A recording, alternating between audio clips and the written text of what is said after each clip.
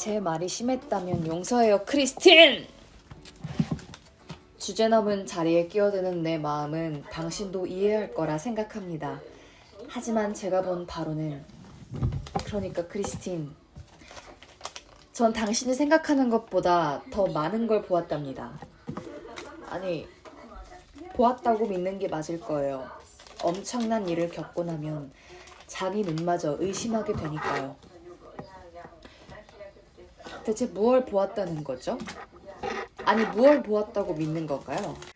목소리를 듣고 황홀경에 빠진 당신의 모습을, 벽에서 아니면 대기실이나 옆방에서 들려오는 그 소리에 취한 당신 모습을, 그 모습은 나를 충격에 빠뜨렸어요. 당신은 지금 위험한 마법에 걸려 있어요. 게다가 음악의 천사 따위는 없다고 말하는 걸 보니 당신도 이 사기극에 대해 알고 있는 것 같아요. 그런데 크리스틴, 왜 이번에도 그를 따라간 건가요? 그토록 환한 얼굴로 진짜 천사의 음성을 들은 것처럼. 아, 크리스틴, 그건 정말 위험천만한 목소리였어요. 나 역시 듣는 순간 정신이 혼미해져서 당신이 눈앞에서 사라지는 걸 보고도 어디로 사라졌는지조차 알 수 없었죠. 크리스틴, 제발. 당신과 나를 아껴주었던 하늘나라에 계신 당신 아버지를 생각해서라도 그 목소리에 대해 말해주세요. 그러면 어떻게든 우리가 당신을 구해볼게요. 그 남자가 누군가요? 당신 손가락에 반지를 끼워준 그자가. 그러자 여인이 싸늘한 어조로 대답했다. 샤니 씨, 당신은 결코 그를 알 수 없어요. 자작을 향한 양녀의 저기에 찬 눈빛을 본 발레리우스 부인이 소리쳤다. 이 아이가 정말로 그 남자를 사랑한다면 당신이 나설 일은 아닌 것 같군요, 자장님. 그래요, 부인.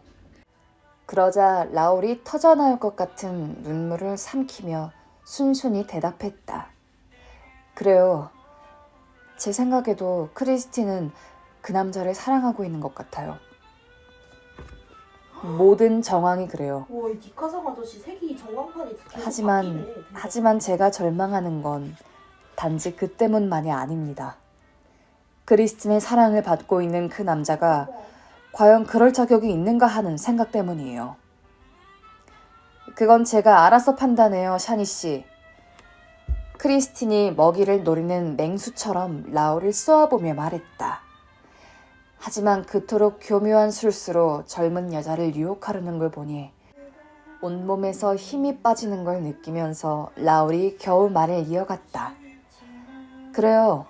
남자가 비열하든지 여자가 멍청하든지 둘 중 하나겠죠? 크리스틴, 라울, 한 번도 본 적 없고 알지도 못하는 사람에 대해 그런 식으로 악담을 퍼붓는 이유가 뭐죠?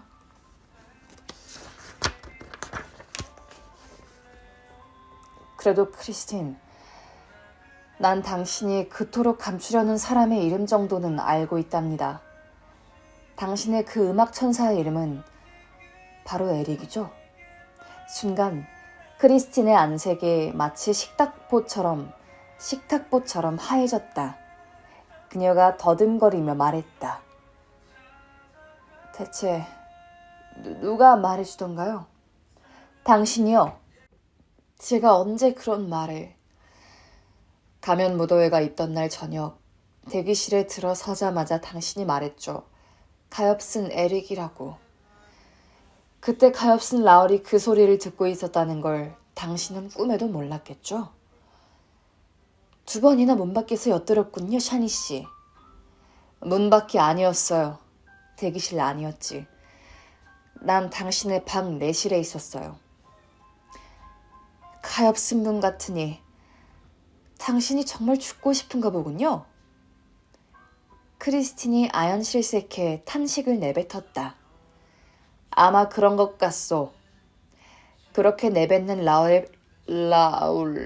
라울의 표정 속에는 그녀를 향한 갈망과 절망이 한꺼번에 담겨 있어서 크리스틴도 비통함을 억누를 수 없었다. 그녀는 라울의 손을 잡고 더 없는 애정의 눈길로 그를 바라보았다. 그 눈빛만으로도 라울은 고통이 모두 사라지는 듯했다. 라울, 이제 그 남자의 목소리는 잊어요. 이름도 기억하면 안 돼요. 더욱이 그 목소리의 비밀을 캐려들지 마세요. 아주 무서운 비밀인 모양이군요. 세상에 그보다 무서운 건 없을 거예요. 두 사람 사이에 침묵이 흘렀다. 라울은 갑갑해서 숨이 막힐 지경이었다. 더 이상은 그에 대해 알려하지 않겠다고 약속해줘요. 네? 그녀가 다그쳤다. 그리고 약속해요. 제가 부르기 전엔 대기실에 절대 발을 들여놓지 않겠다고.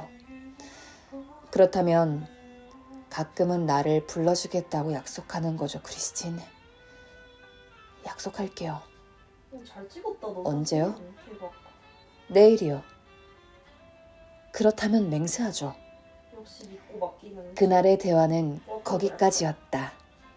라울은 그녀의 손등에 입을 맞추고 에릭이라는 자를 저주하면서 조금만 더 견뎌보자며 스스로를 다독였다. 그리고 그 자리를 떴다. 지하 세계로 향하는 문.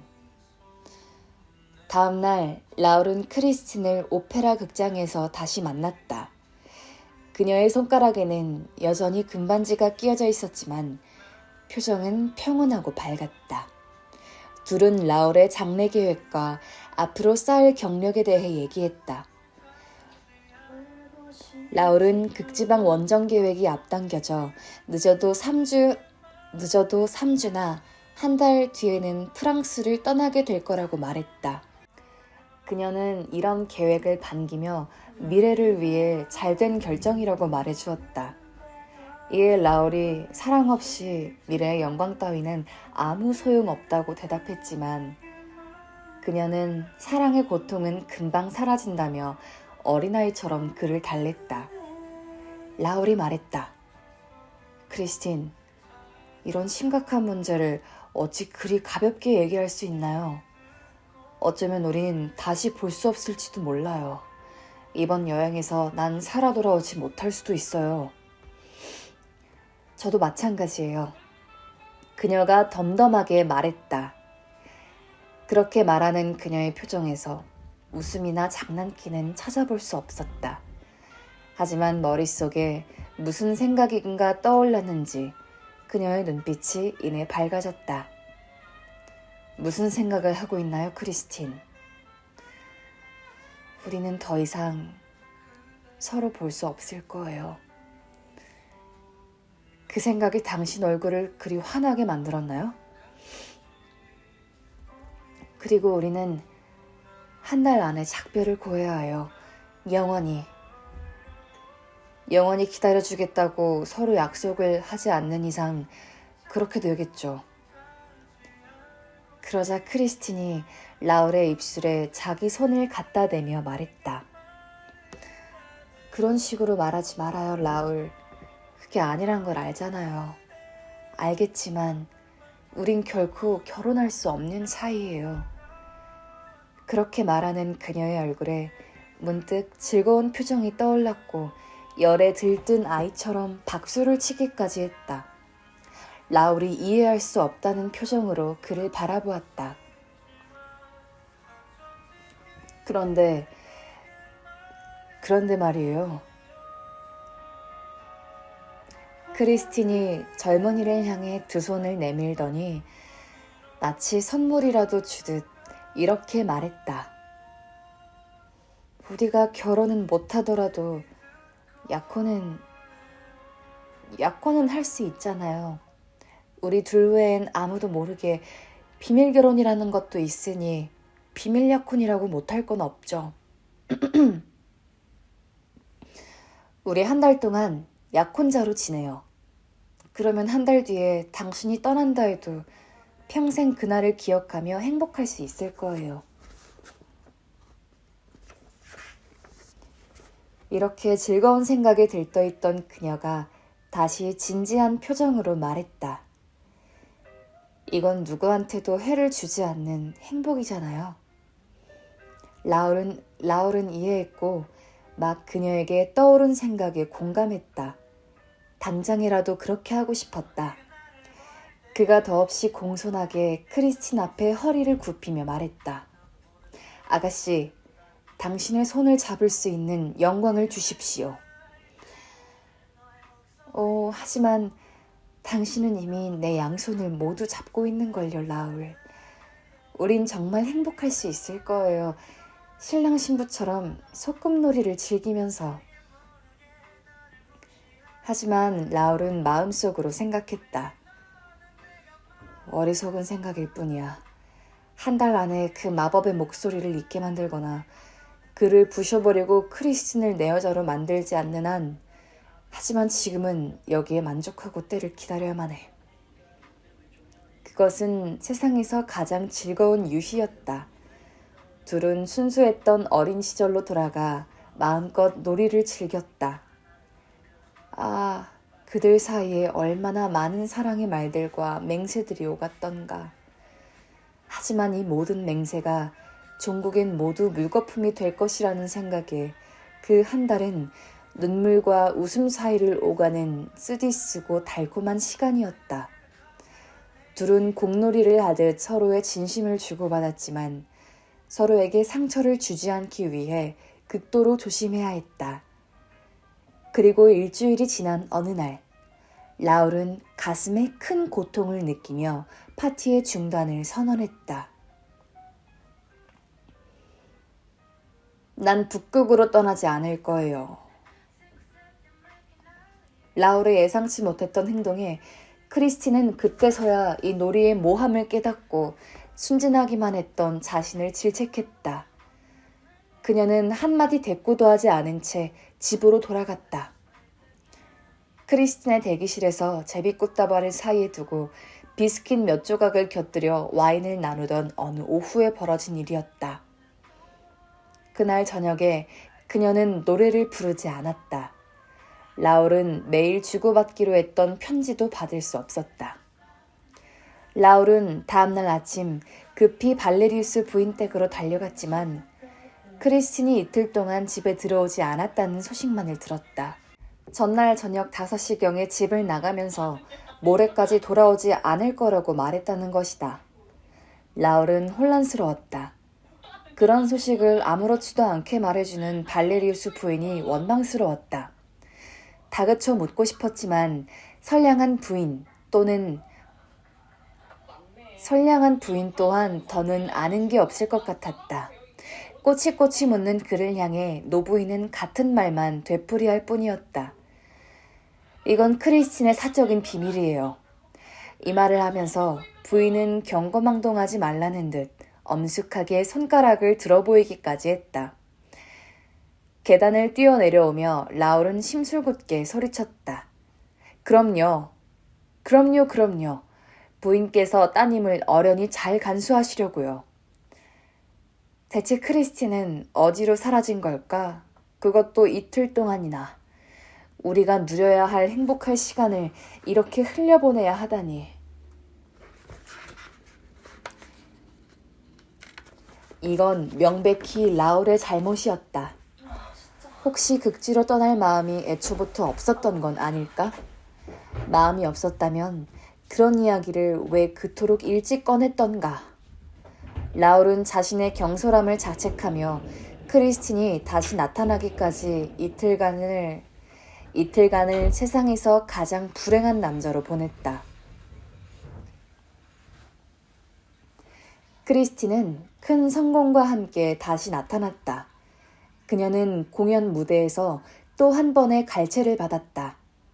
카를로타는 지난번 두꺼비 사건 이후 다시는 무대에 서지 않았다. 언제 다시 꾸액 소리가 튀어나올지도 모른다는 공포가 그녀의 모든 의욕을 앗아가 버렸다. 그날의 납득할 수 없는 낭패를 경험한 현장과 목격자들 모두가 그녀에게는 영원히 잊고 싶은 저주였다. 그녀는 계약을 해지할 방법을 모색하고 있었다. 그런 그녀의 공백을 메우기 위해 유태인 여자에서 임시로 역할을 맡은 다혜가 엄청난 박수갈채를 받은 것이다. 그날의 성공 앞에서 유일하게 스짓은 아픔을 곱씹은 사람은 공연장에 있던 자작뿐이었다. 여전히 크리스틴의 손에 끼워져 있는 금반지를 보았기 때문이다. 젊은이의 귀에는 질투의 목소리가 환청처럼 맴돌고 있었다. 오늘 저녁 그녀는 반지를 끼고 나왔지만 네가 준 반지가 아니었어. 오늘 저녁 그녀는 다시 영혼을 바쳐 노래했지만 너를 위한 노래가 아니었어. 목소리는 또 말했다. 지난 이틀 동안 그녀가 무얼 했는지, 어디에 숨어 있었는지 말해주지 않는다면 에릭한테 가서 직접 묻는 수밖에. 라울은 무대로 뛰어올라가 곧장 크리스틴에게 다가갔고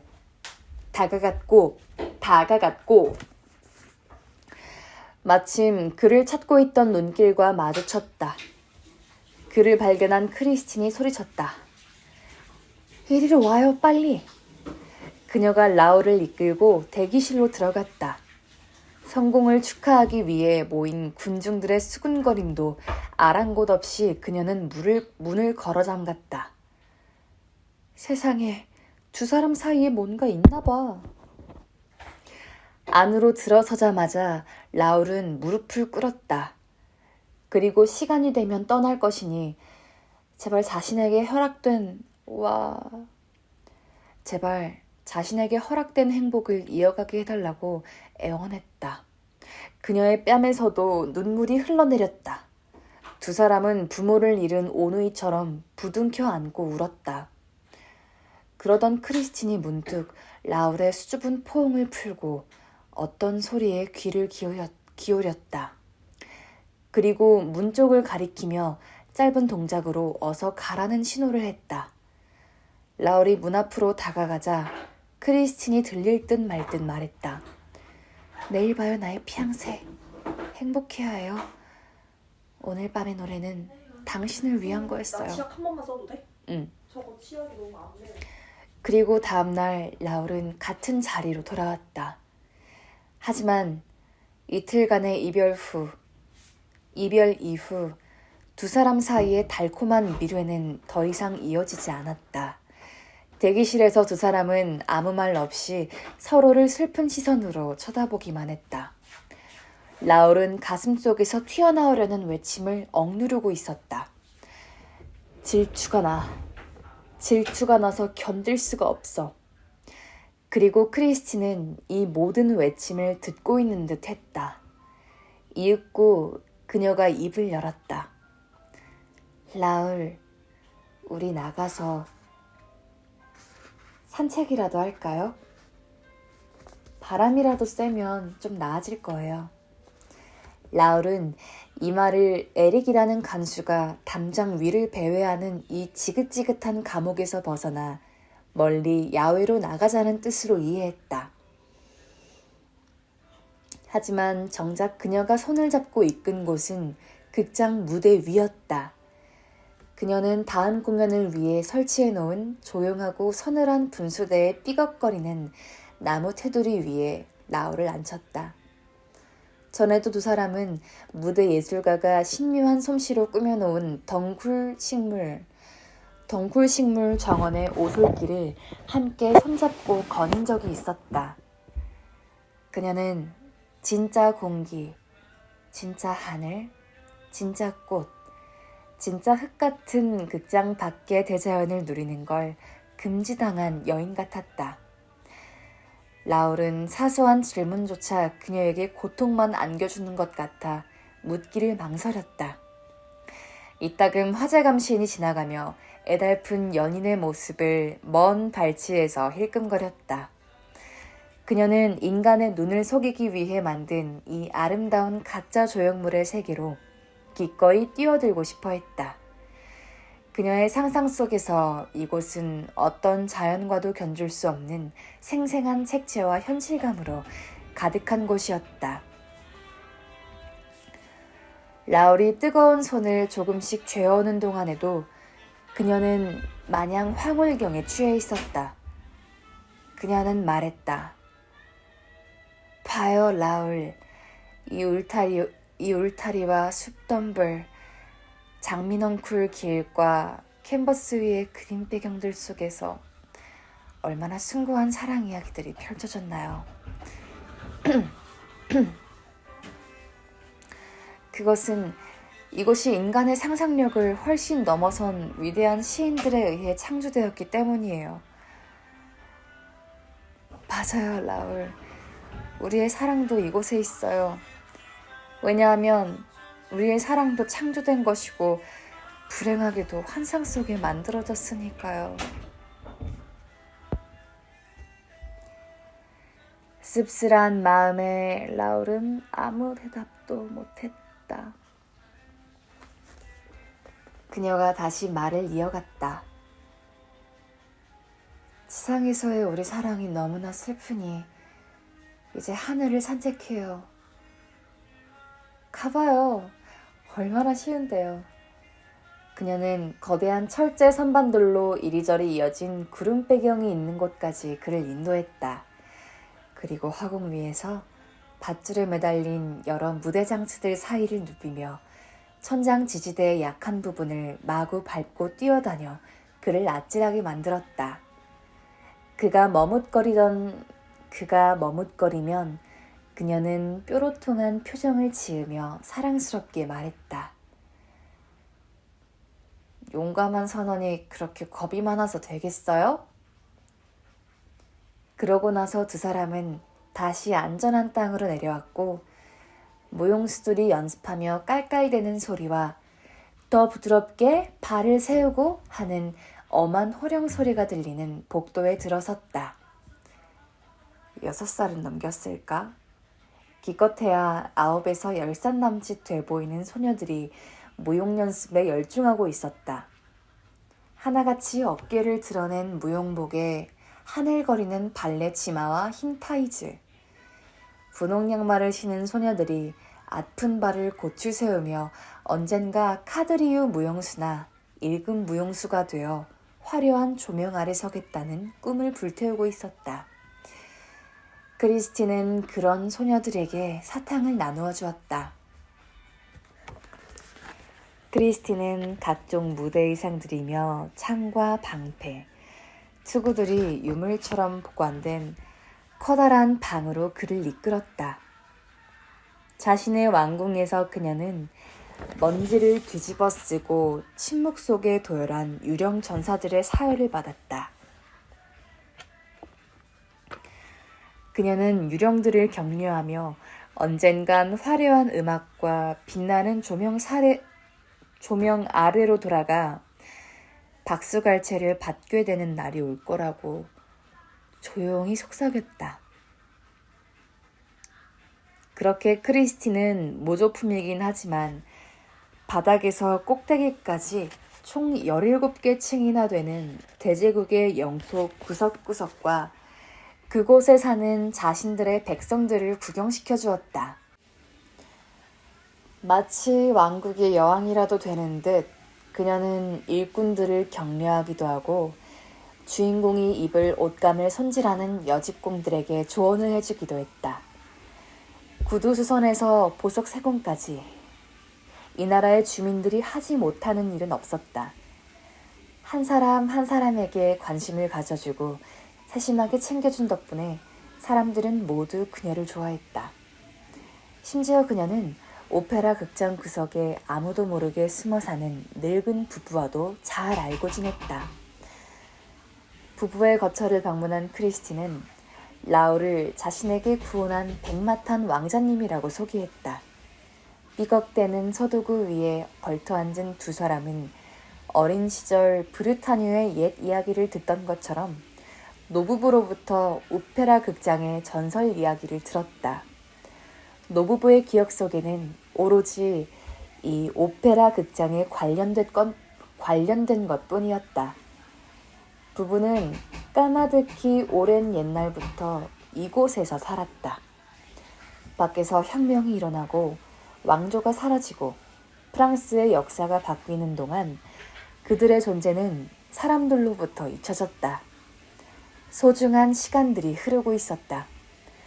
라울과 크리스틴은 온갖 세상사에 대한 관심을 가장함으로써 진짜 가슴에 품고 있는 단 하나의 생각을 감추려고 했다. 또 한 가지 주목할 변화는 그동안 의연한 모습을 유지하던 크리스틴이 갑자기 예민해진 것이었다. 함께 어딘가로 갈 때에도 그녀는 이유 없이 서둘렀고, 그러다가 갑자기 되돌아 뛰어와서는 차가운 손으로 라울을 잡아 끌곤 했다. 그녀의 눈동자는 상상 속의 망령을 쫓고 있는 것 같았다. 그렇게 여기요 여기, 어서 이리로 와요. 조급하게 소리치다가 이내 눈물을 쏟기도 했다. 그럴 때마다 라울은 약속도 잊은 채 이유를 물었다. 아니에요. 정말 아무 일도 아니라니까요. 그럴 때마다 그녀는 뭔가에 홀린 듯 멍한 눈빛으로 대답하곤 했다. 한 번은 무대 위를 지나던 라울이 바닥문에 어두운 구멍을 내려다보며 말했다. 당신의 왕국은 이미 불행했으니 이제 저 아래 있는 세상으로 내려가 볼까요? 사람들 얘기로는 저 아래에 재밌는 것들이 많다고 하던데. 그 말을 들은 크리스틴이 마치 라울이 그 검은 구멍 속으로 빨려 들어가기라도 할 듯이 팔을 붙잡아 끌며 떨리는 목소리로 말하는 것이었다. 안 돼요. 거기는 절대 가면 안 돼요. 거긴 내 영토가 아니에요. 땅 밑의 것들은 모두 그에게 속해 있어요. 라울이 그녀의 눈동자를 들여다보며 말했다. 그가 저 아래에 산다고요? 전 그런 얘기 한 적 없어요. 누가 그래요? 우리 여기서 이러지 말고 딴 데로 가요. 당신 머리가 정말 어떻게 된 것 같아요. 이상한 소리를 늘어놓다니. 자, 가요, 어서. 라울이 여전히 바닥문 주위를 맴돌자 그녀는 마치 구덩이에서 건져 올리듯 라울을 잡아 끌었다. 그때 갑자기 털컹하고 바닥문이 닫혔다. 보이지 않는 손이라도 있는 듯 순식간에 일어난 일이어서 두 사람 다 어리둥절했다. 누군가 뚜껑을 닫은 게 아닌가요? 한참 뒤 라울이 입을 열었다. 말없이 어깨만 으쓱했지만 크리스틴도 뭔가 깨름직한 표정이었다. 아니에요. 바닥문 관리자가 그랬을 거예요. 그들도 자기 일을 해야 하니까. 그 사람들 저렇게 일 없이 바닥문을 열었다 닫았다 한다니까요. 장난으로 그랬을 거예요. 하지만 크리스틴,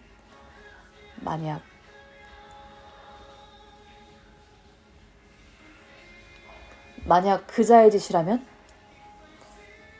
말도 안 돼요. 그럴 리가 없어요. 그는 어딘가에 틀어박혀 일에만 집중하고 있는걸요. 아, 일을 하고 있다? 그래요. 일을 하면서 바닥문을 여닫을 순 없잖아요. 그러니 신경 쓰지 마세요. 그렇게 말하는 그녀의 목소리가 떨리고 있었다. 대체 그는 무슨 일을 하죠? 아주 끔찍한 일을. 우리가 상관할 바는 아니지만 그 일을 할 때는 보지도 먹지도 마시지도 않을 뿐더러 숨조차 쉬지 않는답니다. 몇 날 며칠을 살아있는 시체처럼 지내는데 바닥문 따위에 신경 쓸 시간이 어디 있겠어요. 그렇게 진저리를 치던 그녀가 갑자기 바닥문에 귀를 기울이며 몸을 기울였다. 라울은 그녀가 하는 대로 내버려 두었다. 더 이상 아무 말도 하지 않은 것은 이제 겨우 비밀을 말하기 시작한 그녀의 마음이 흔들릴까 봐서였다. 크리스틴은 라울의 손을 꼭 잡은 채 떠나지 못하게 하더니 결국 한숨을 내쉬며 말했다. 그래요. 그가 맞아요. 그가 두려운가요? 라울이 조심스럽게 물었다. 아니요, 조금도요.